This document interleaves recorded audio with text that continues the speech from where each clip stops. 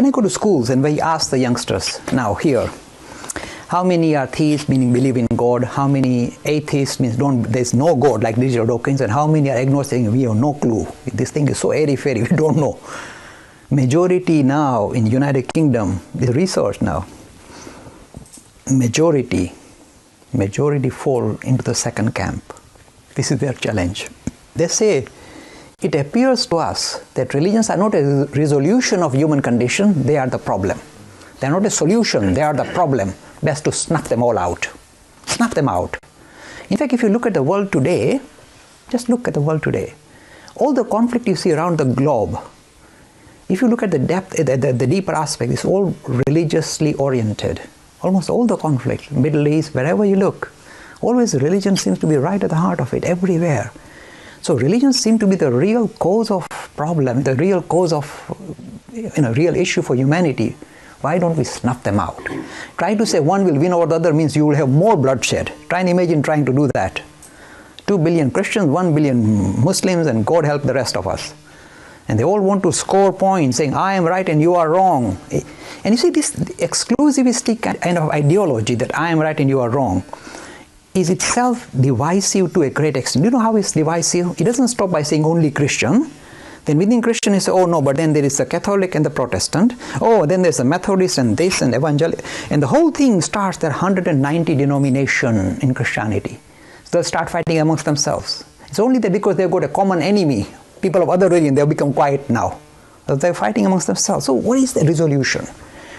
Should we snuff out religions? Is their sell-by date gone? Kick them all out? Think about it. Look, this religion we come from allows us to challenge religion. And say, if it is the case, this is Swami Vivekananda, if you feel this become counterproductive, spit it out.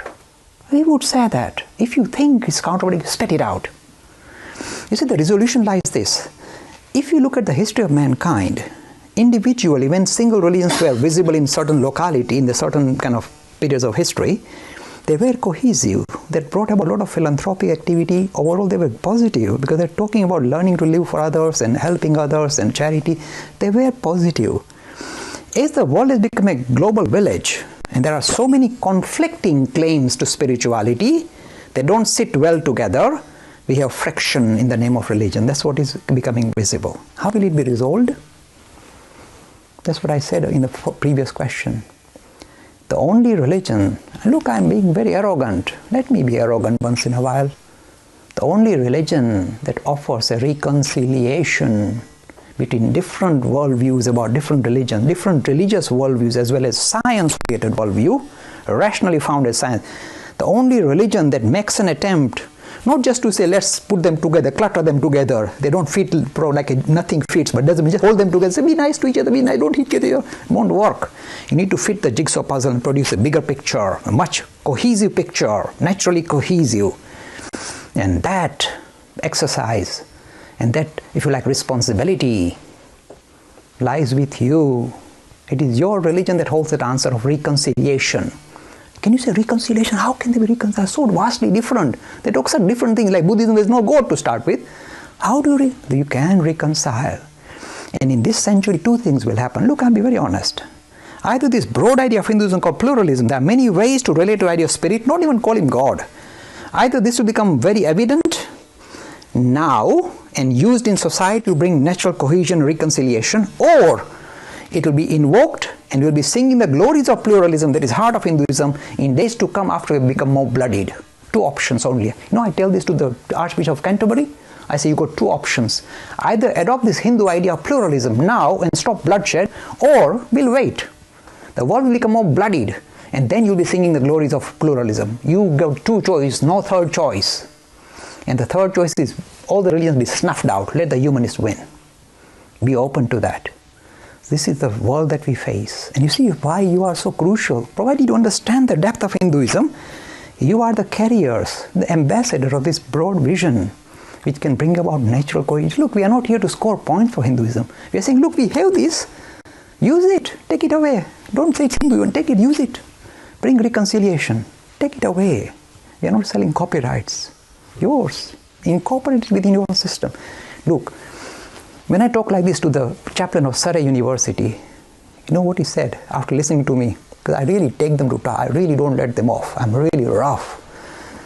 They say, Jay, I'm a 70% pluralist.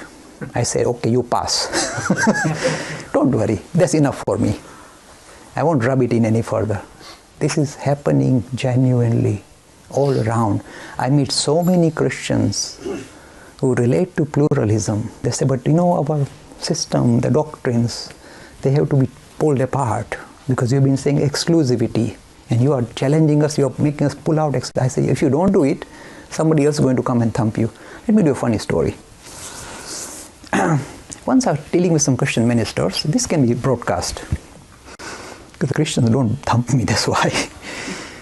Once I was dealing with some Christian ministers, I said, look, why do you send people to our poor, kind of ignorant people in India and try and convert them? You're creating a rift in our society. You're hurting us, harming us. Why do you want to go and convert, evangelize? Stop it. We've got our own religion. Give them something else. Don't give them religion. They've got it. He said, Jay, he was nice fellow, nice cozy fellow. No, Jay, we are not trying to convert. We're just spreading the good news. The language they use. We are spreading the good news. Christ is born and Christ died for it. I said, okay. I said, you want to spread the good news? I picked this up from Vivekananda, this lovely stuff. He said, you want to spread the good news? Yes. I said, there is this prophet of Arabia waving his arms frantically, saying that he has got the latest edition of news. And you know what they say about news? All news is no news. So why don't you pick up Islam and change? Oh, Jay, we didn't mean like that. But you're talking about news, and he's got a latest edition of news. And all news is no news, so your Bible is out.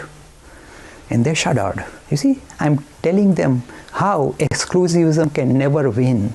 Because if I'm here out to kill or convert, there are others who want to do the same to me. If I go out trying to convert others, there are others snapping at my heels to try and convert me at the same time. I've left myself open for attack. You need to remove this exclusivist agenda. Recognize this broad vision of pluralism. That's the way out. Free e-learning course in Hinduism. To register, please visit www.hindu-academy.com. Talks on Hinduism. Sponsored by People Care. Encouraging caring for the elderly in their own homes. For more information, please visit peoplecare.com.